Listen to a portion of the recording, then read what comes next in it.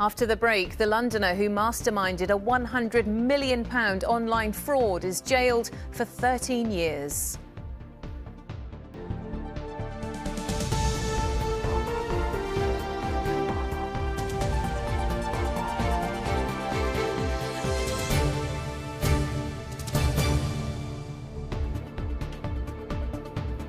Tonight, justice for the victims of what could be Britain's biggest fraud operation.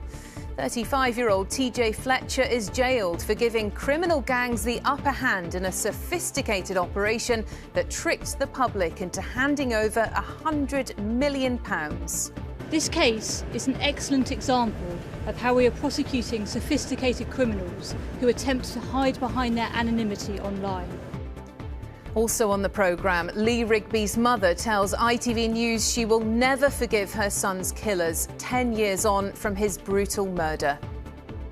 You know, the pain's still there every day. You know, it's there every day. Havoc in hospitality, how West Ham players had to intervene when their families came under attack. And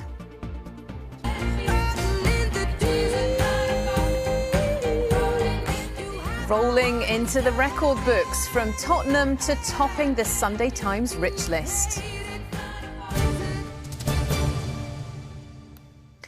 Good evening. He was the mastermind behind what could be Britain's biggest ever fraud shop, which conned thousands of people out of over £100 million.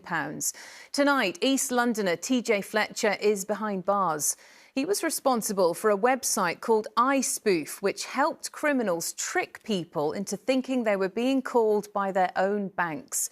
The scam is believed to have made him over £3.2 million in profits. The investigators who eventually caught him and brought down the site say many victims lost their entire life savings as a result. With our special report, here's Kath Okpata.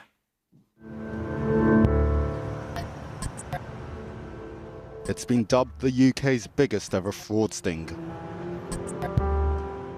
For 18 months, the Met cybercrime team worked with international law enforcement to bring down the spoofing website known only as iSpoof. How to use the OTP section on iSpoof. This is a video taken from iSpoof's group chat. Followed by the caller ID you wish to use, and lastly the name of the target's bank. For as little as £50, criminals could use this site to clone phone numbers of banks, falsely prompting you into handing over your security information and stealing thousands of pounds. This is what your target will hear on the call. Welcome to the Barclays Fraud Prevention Line. No longer operational, iSpoof users placed a total of 10 million fraudulent phone calls. Estimated losses to the public were around £50 million, while those running the sites made profits of £3.2 million. The brains of the operation was 35-year-old TJ Fletcher. In November last year, he was arrested along with over 100 people who used the site. Today, he was sentenced to 13 years and 4 months. This case is an excellent example of how we are prosecuting sophisticated criminals who attempt to hide behind their anonymity online. A victory for the authorities, one criminal put behind bars, but make no mistake, the fight against fraud is still ongoing. Now, it might not look like much, but this here is the Met Cybercrime Unit, and through those doors, officers are hard at work trying to figure out the different ways the scammers are using technology to try and scam us. What do you get up to here? So we investigate a range of different cybercrime offences, from ransomware to marketplaces selling stolen financial details. Our suspects are constantly changing, adapting in response to what we do, and so we just got to be faster, keep up with them, get ahead of them. Do you reckon you're faster? I think iSpoof has shown that we've got there eventually. They did get there eventually, and while iSpoof may have been shut down, others like them are still in business. ITV News has found other services similar to iSpoof, SMS Ranger, SMS Spoofer to name a few, all indicators of an upward trend in cyber-enabled fraud. Please re-enter the 6-digit code. For years, the general advice from both banks and the police is to check the number that's calling you. But with sophisticated systems like iSpoof, that warning does little to protect the public. If in doubt, the best thing to do is simply hang up. Thank you. Well, Kath, you've been following the iSpoof group for quite some time, haven't you? I have almost about 2 years now, and right from when they first set up shop to now, TJ Fletcher behind bars, so the whole thing feels a bit full circle. Yeah. And what about the victims of iSpoof? You've spoken to them before, haven't you? Yes, and as we heard, there are millions lost, thousands of people in distress. In fact, in court today, there was the son of one of the victims. His father couldn't bring himself to come to court because he didn't want to be reminded of what happened to him. £4,000 he lost simply because he thought he was on the phone with his bank. Oh, that's terrible. OK, Kath, thanks very much indeed for coming on. Thanks. Next, the mother of Fusilier Lee Rigby has told ITV News she will never forgive her son's killers ahead of the 10th anniversary of his devastating murder. Lynn Rigby says her grief is still so raw that his death feels like yesterday. Lee was hit by a car driven by 2 Islamic extremists before he was attacked outside Woolwich Barracks in 2013. Helen Keenan reports. 10 years on from his death, there's one thing Lee Rigby's mother wishes for the most.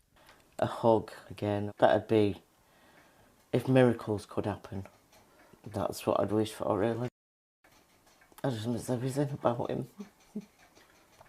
I just feel something's missing all the time. I can't believe it's 10 years. You know, I still feel it like it was yesterday. You know, the pain's still there every day. You know, it's there every day. To his parents, he was a much-loved son and proud soldier. To the world, his name is synonymous with a haunting attack by Islamic extremists in Woolwich, images that tormented the family.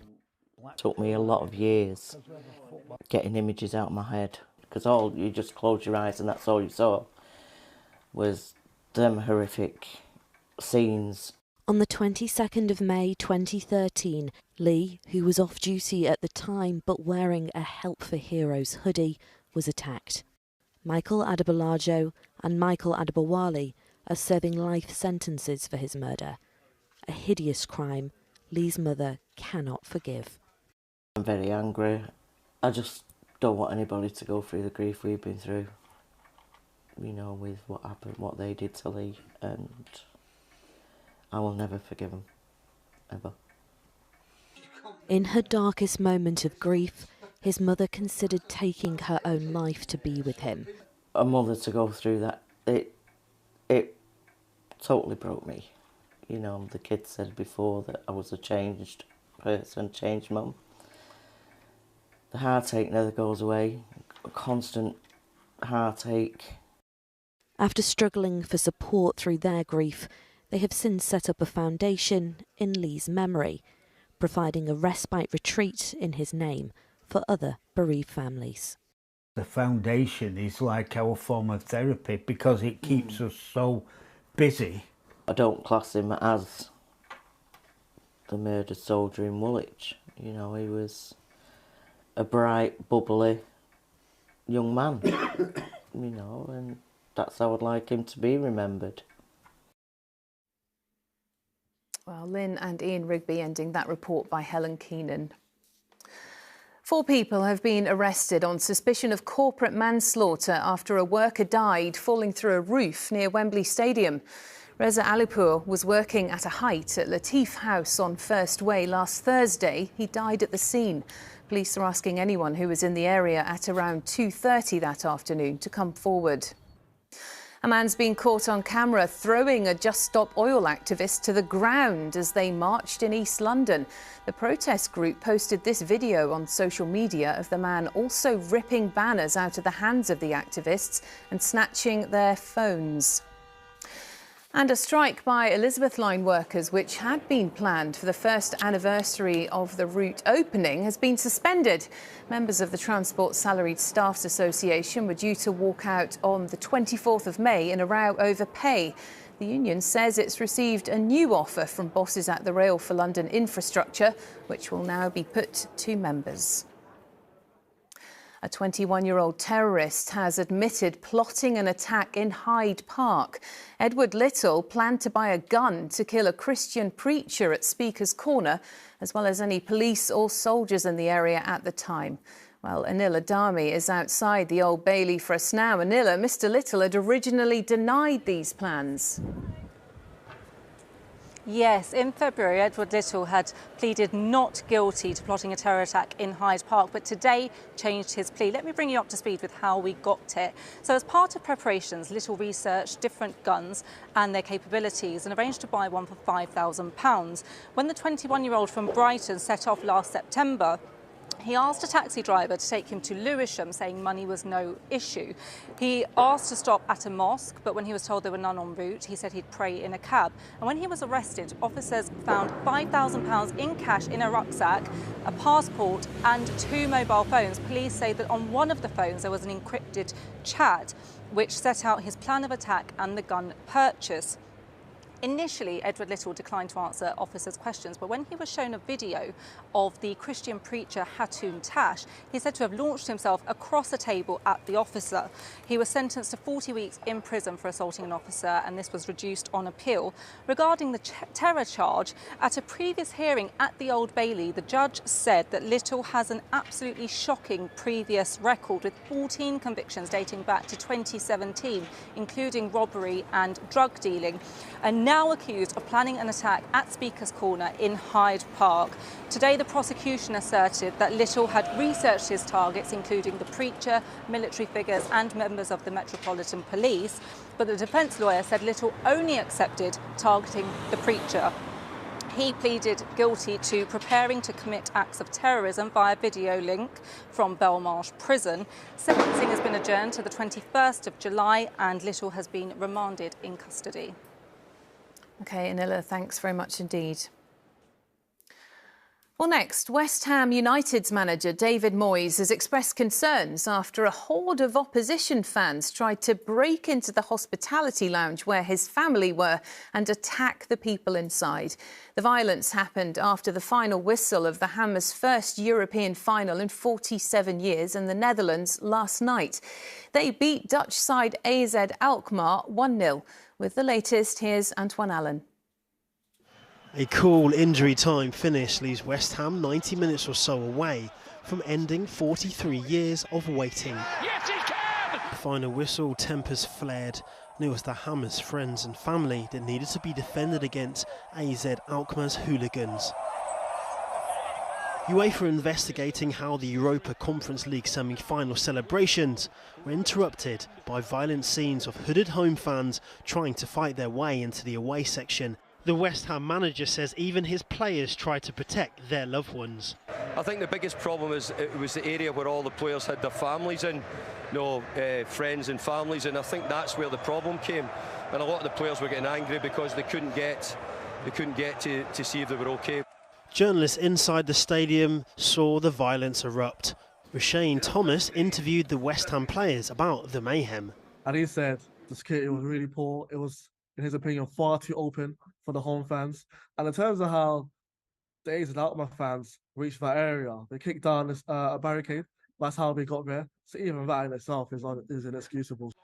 West Ham went to the Netherlands with a 2-1 lead. Near misses on both sides made it a nervy match until Pablo Fornals sent the Hammers into the final. Declan Rice believes his side had the edge in both legs.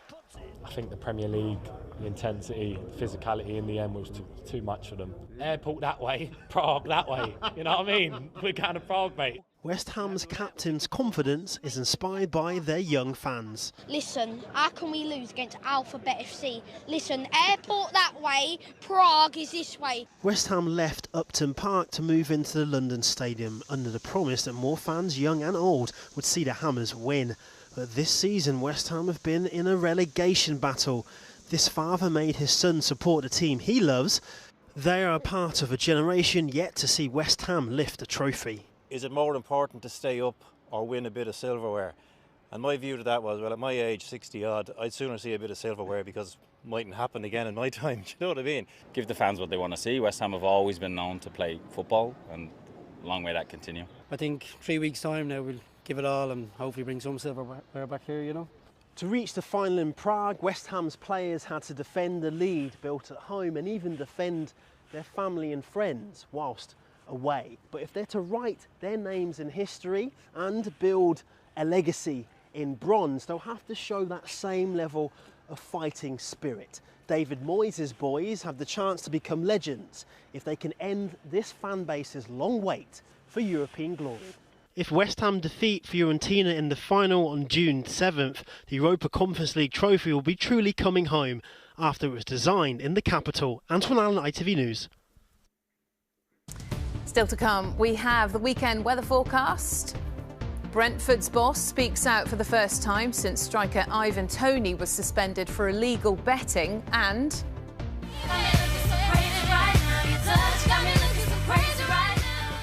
guess who's just arrived in London?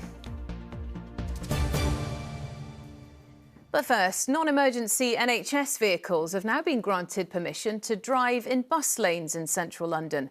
These non-blue light ambulances, police cars and fire trucks, often used to take patients to hospital appointments, will be given access to more than 15 miles of lanes after a trial. And as one driver told us, the change could be life-saving. Sam Holder reports. Every day is a challenge. Ian spends his life in traffic. As a patient transport driver, it's his job to get people to and from hospital. Often, especially at rush hour, he can only move at a snail's pace. Sometimes journeys take so long, patients end up missing their appointments altogether. It upsets you to a certain point. You always want to do the best for your patient and put your patient first. But there's a new shortcut Ian can take, because from today, non-emergency ambulance, fire and police vehicles can use TfL bus lanes to get around traffic. A trial with Guy's and St Thomas's Hospital found it cut missed appointments by 20% and had no impact at all on bus journey waits and times. So when you think about 8,000 vehicles in the context of London's road network, that's still a very, very small proportion of traffic. And in fact, what we'll see is not all of those vehicles, of course, are out at the same time or working at the same time or will be needing to use bus lanes at the same time. So the trial has been a huge success, but there is one problem. It's only currently on TfL-run bus routes, and they account for only 30% of the total in the capital. TfL say they're working with London boroughs who are responsible for the rest.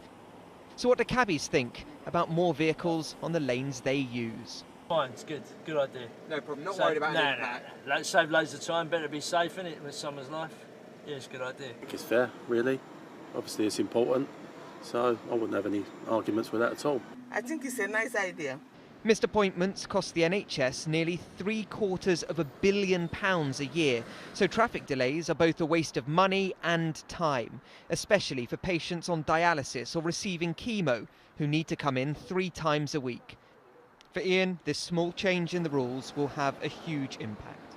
It's a lifeline for our patients and us. We can save up to 15 to 20 minutes per journey per patient, and it really does make a big difference to us. Sam Holder, ITV News. To sport now, and the boss of Brentford says he can't be sure that Ivan Toney is the only player on his team who could be betting illegally. The striker was suspended for 8 months and fined £50,000 earlier this week after he breached betting rules 232 times. Now there are calls for him to receive help rather than further punishment, as Daniel Henry reports. Ivan Toney's in big trouble after breaching betting rules. Today, his boss tried to back his star striker, but when I asked if Toney was the only player at the club to be breaking gambling rules, he said, I think we are pretty confident that all our players, including Ivan, are good people, good players, good values. So you feel confident that nobody else is gambling within the Brentford Football Club? I feel comfortable, but I learned in football you can never be 100%. Michael sat in on the press conference too. He's a season ticket holder and hosts a podcast about the club. Ivan Toney doesn't need a punishment. No one gains anything from a punishment. Ivan Toney needs counselling, and the only thing that punishing him does is discourages people in the game, footballers with the same problem, to come forward and speak to someone. Toney will be suspended for 8 months and will have to pay a £50,000 fine. Daniel Henry, ITV News. So Mo Farah is preparing to run his final races ahead of his retirement later this year. The four-time Olympic gold medalist ran his last London Marathon back in April, and now he's gearing up for this weekend's Great Manchester Run. The athlete might be hanging up his running shoes, but he says that doesn't mean he'll be winding down. I've always been active. I love sports and I love athletics and general sports, football, whatever I can find. I think the key thing for me is that I love engaging with younger athletes, more like mental, coaching them and get involved, because there's so much I can give back for over the years what I've achieved. And I think for me also, I'm one of these guys, I've got to keep moving. Well, the full interview with Mo will be on the ITV Evening News at 6:30 with Lucrezia. Adele is officially one of the wealthiest people in the UK under the age of 35. The Tottenham-born singer came 9th on the Sunday Times 35 under 35's rich list with an estimated wealth of 165 million. Her most recent album, 30, reached #1 in 23 countries and had the highest first week sales for any female artist in the UK. Fellow London singer Dua Lipa also made the top 35. You can see who else is on the list. You can head to our website. Beyoncé has landed in London. The global superstar posted these photos on her social media this morning as she began the UK leg of her Renaissance tour. She'll travel to Edinburgh for a show this weekend before a run of 5 shows at the Tottenham Hotspur Stadium starting on the 29th of May. Now let's have a look at the weather with Chris Page. Feels like home, whatever the weather. Valent Boilers and Heat Pumps sponsors ITV London Weekend Weather. Hello there. Very good evening to you. Yes, there has been some patchy cloud across much of the capital through today, with the odd sharp shower around too. But for most of us, as we look towards the weekend, there's a lot of dry, fine and sunny weather to be enjoyed thanks to an area of high pressure. And in that sunshine too, it's going to continue to feel quite warm and quite pleasant. And that's because this is the large lobe of high pressure that we've got across the southern half of the country at the moment. It keeps most of our weather fronts at bay, and with wider spacing on the isobars too, that means that most of those winds will be fairly light. So as we go through the rest of this evening and overnight, we've got some patchy cloud just across the western home counties. We'll start to see some clearer skies, maybe some lovely sunshine to just end today. Overnight tonight, by dawn tomorrow morning, still a little low cloud by dawn, but I do suspect a fairly dry start, some shallow mist and fog patches, but temperatures generally around 7 to 9 degrees. We start first thing tomorrow morning on Saturday then, a little breezy across eastern areas, but as we go through much of the day, holding on to some decent spells of sunshine and actually feeling warm and pleasant in that sunshine too. Temperatures ranging from 8 to 21 degrees Celsius, that's 70 in Fahrenheit. As for Sunday, still with some sunshine in the forecast, that story continues into next week where we could be seeing highs of 22. The pollen is next. Valent sponsors ITV London Weekend Weather.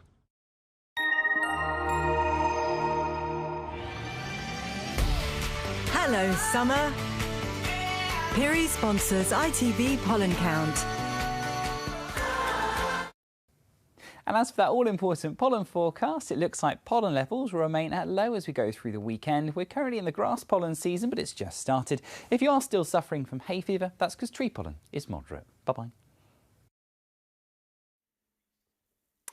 And finally, to the People's Projects. All this week, we've been giving you the chance to help decide where thousands of pounds of national lottery funding is spent. The People's Projects is a partnership between ITV and the National Lottery Community Fund. And this evening, we're highlighting the work of Wigs for Heroes, which supports people who are going through cancer treatments by providing things like wigs and pamper bags.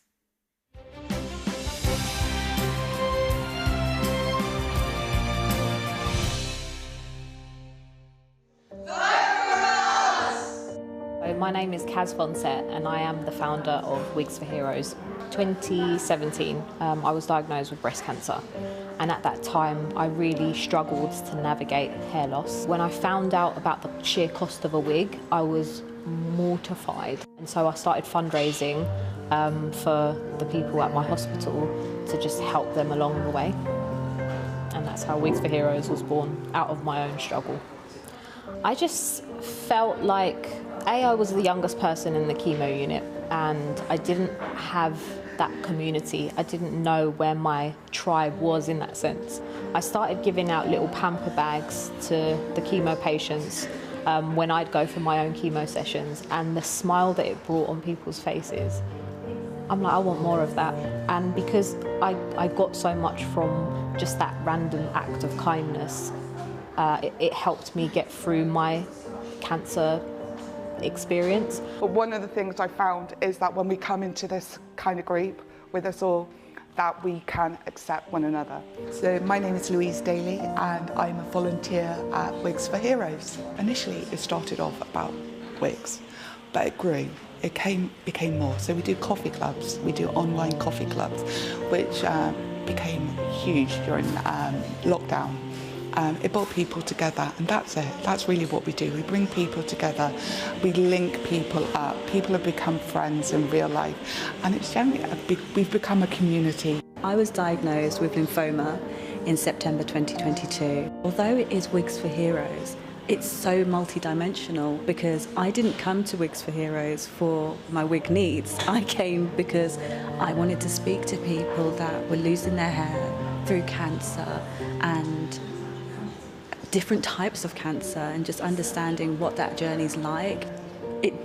Even here in Wigs for Heroes, it's like it should just be heroes because they are amazing, and Wigs is just a part of that amazingness. At the moment, we're currently hosting a workshop inside the hospital. It's not ideal for us. We would love to have a space of our own, a place that we can call home, a place where you don't have to walk through a hospital corridor.